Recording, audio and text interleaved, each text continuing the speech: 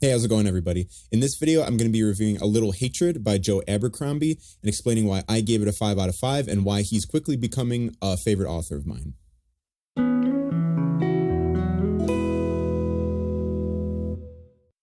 So I don't exactly remember who recommended Joe Abercrombie to me, whether it was a subscriber of mine or if it was just a passerby.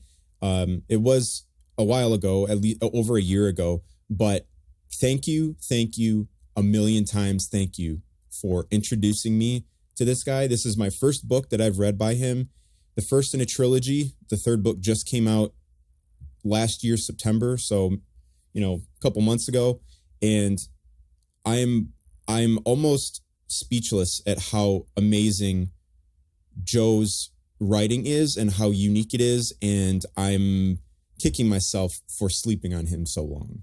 The ability of Abercrombie to weave his characters and storylines together so seamlessly is really incredible.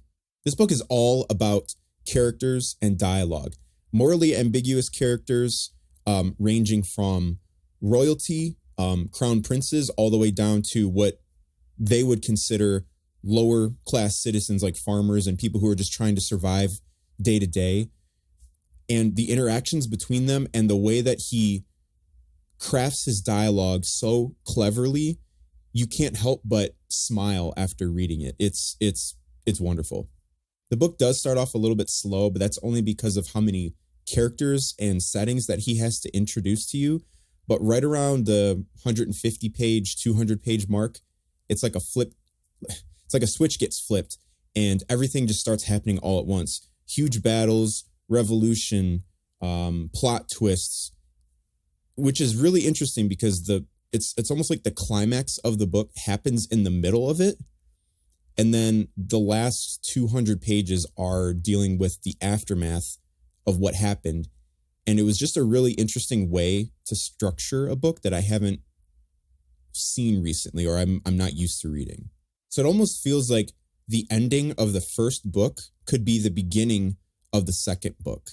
That's just the way when it reads, it almost felt like an introduction to a new story rather than having been the second half of the first in the trilogy. All of these narratives are told through a third person perspective, which I've realizing the more that I am reading over the years, I appreciate more than a first person narrative. I can't quite put my finger on it, but it just seems easier to go from character to character, explaining them in third person and, just being able to describe their emotions and not having such a narrow view of what the person's actually thinking in their mind, but rather how they're acting and how other people are experiencing them. And it just seems to make it easier for him to weave all of these different narratives together. And the way that he does it, it's almost like you don't notice him doing it. And I can't help but smile when I say that, because you've got two or three pretty much all of them, but just say 2 or 3 different characters that you would never expect to end up in the same spot at one time. You're like, how did he do that? It was just so, the way he does it is just so masterful. So back when I first started reading it, during my first attempt, it did take me 2 tries to read it. And not because it didn't grab my interest or anything, but I have a terrible habit of reading, 50 pages and then moving on to a next book. And, I just like reading more than one thing at a time. But during my second read through, attempt, which was this one, it really, really just kept me, focused the entire time. But when I was reading through the first time, I remember when I take my notes as I'm reading, one of the notes I made was, I felt content just to be reading about this world, right? It didn't feel like, oh, what's the purpose of him doing that? Or what's like the end goal of all of these characters? It felt good just to be reading about them and their lives. And the way that Abercrombie is telling his stories, you can tell that there's so much history behind each of these characters and their families and what they're fighting for. And it even within the first 80 pages of my first attempt, it just made the book feel even grander than what I was reading on the page. And I would say right now, even after having finished the book, I wouldn't quite say that there was even really an end goal to what all these characters were moving towards. They all have their own purpose. Like Leo Dan Brock and Savine. No. Leo Dan Brock and Savine Dan Glokta. That's one of the reasons why they were hard to keep track of at first, because they have, some of the names are kind of similar. Like, anyway, Leo, Savine, and Gunnar Broad are some of my favorite characters. And like Leo is not exactly royalty, but like one step below, like noble, I think.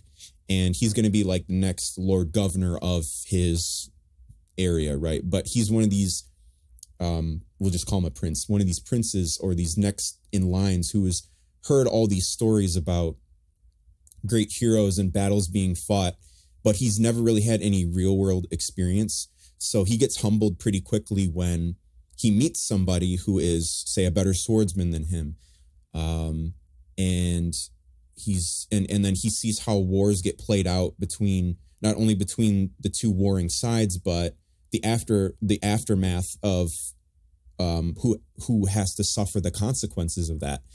And he's like, well, maybe all this stuff that I was idolizing in my entire life, maybe it's not all cracked up to be.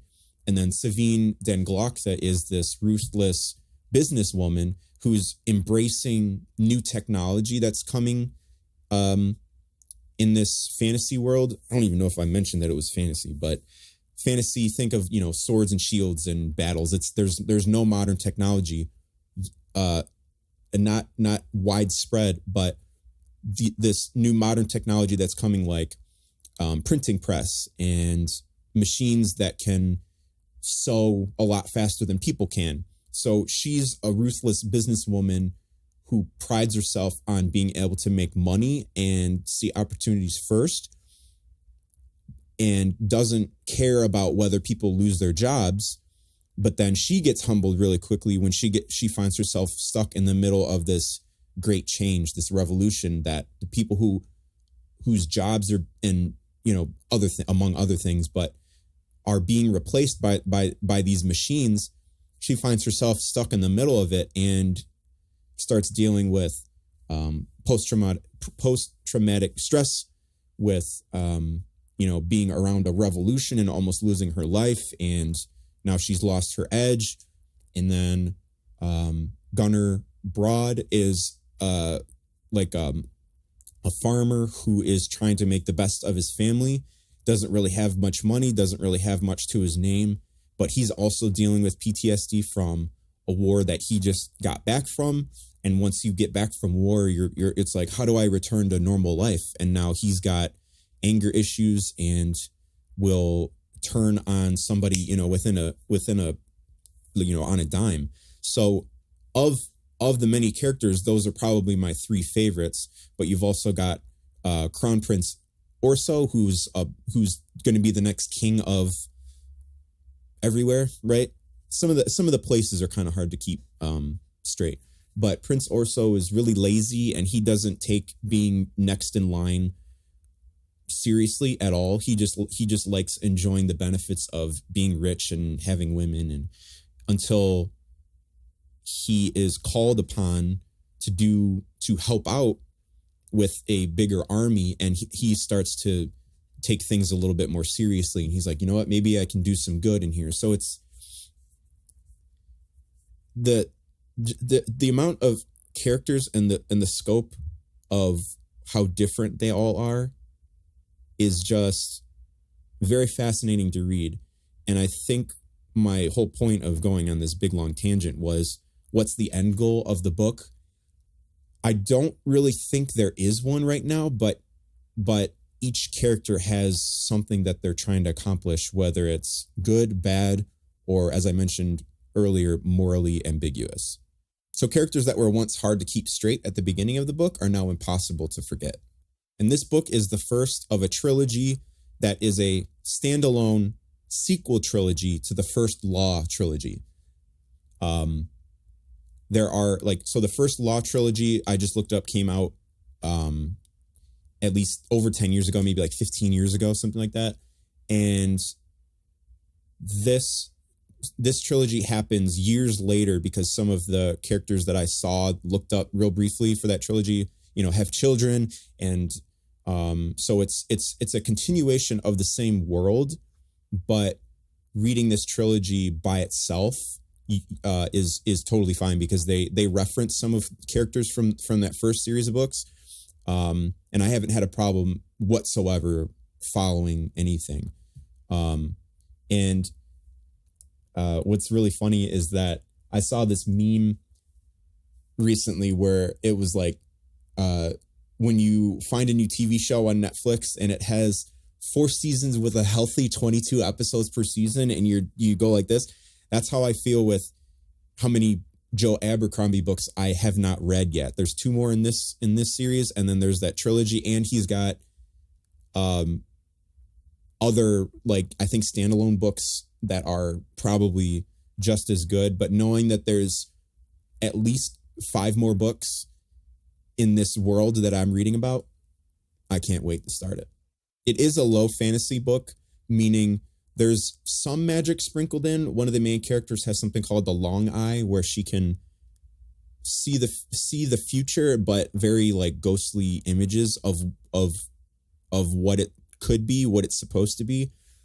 There is a hint of magic throughout, but it's not very high fantasy where it's like wizards are, shooting fireballs at each other, anything like that. It's a fantasy world.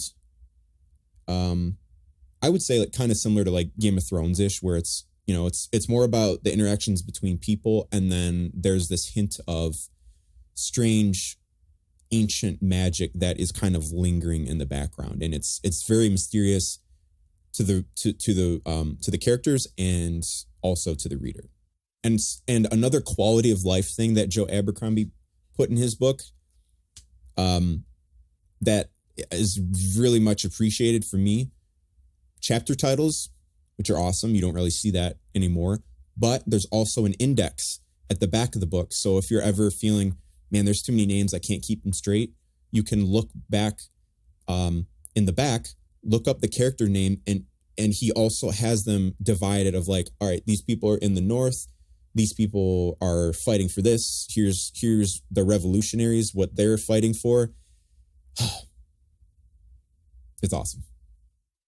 I would not steer you guys wrong. You have to go pick this book up, support Joe Abercrombie, buy the book, and because he deserves every penny of everything that I've read just from that book so far. So please support him. And this is one that you really do not want to miss out on. Thanks so much for watching, and I'll see you guys in the next book review video. See you later.